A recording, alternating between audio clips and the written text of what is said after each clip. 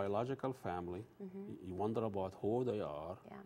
You have your adopted family, and then you have your foster family. Yes. And then you're developing through all these families, and then and you are the product of all this. So now, at the same time, with millions of Iranians want to leave Iran, you want to go back and find out. Yes. Tell us a little bit about what is the drive now to go and find your roots and your biological family. You know this is going to be rough. It's going to be very hard. People can't even find their own Right. family when they live there. Right. Well, I think that, a lot of adopted, people, long to know, who do I look like? For me, it's not only who do I look like, but what would my life have been? I mean, I would speak a different language.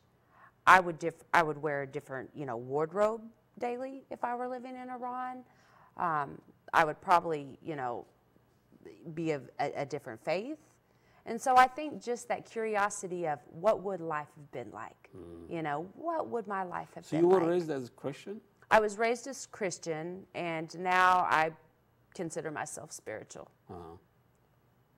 Which can be inclusive to Yeah, I think all there's, religions. I think there's, great messages in all religions. All good. Yeah, so I kind of take the ones that work for me and combine them, and All country buffet kind of a deal.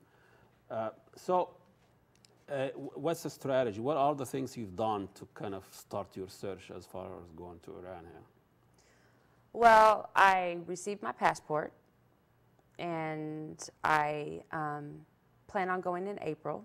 I'm going through a group, Global Exchange, and so I'm just waiting, until April, and reading up, on Iran culturally, politically.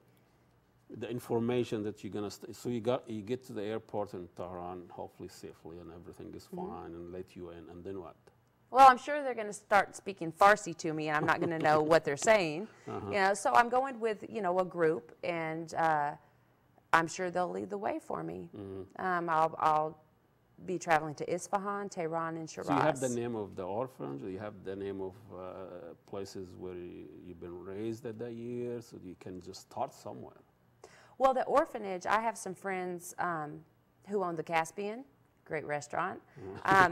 And they looked over my paperwork, and they went back to Iran to see what they were able to find. And the orphanage that I was in is now torn down, and there's a park. So you go and park there. And There's a park there. Start your journey. Yes. We wish you luck, and I'm sure it's going to be a great story. Come back and tell it to us when you come back from Iran, please. Absolutely, thank wish you you. all the luck. Here is Karen, and she's on a journey to find her identity, find her roots, and we'll have a short selection.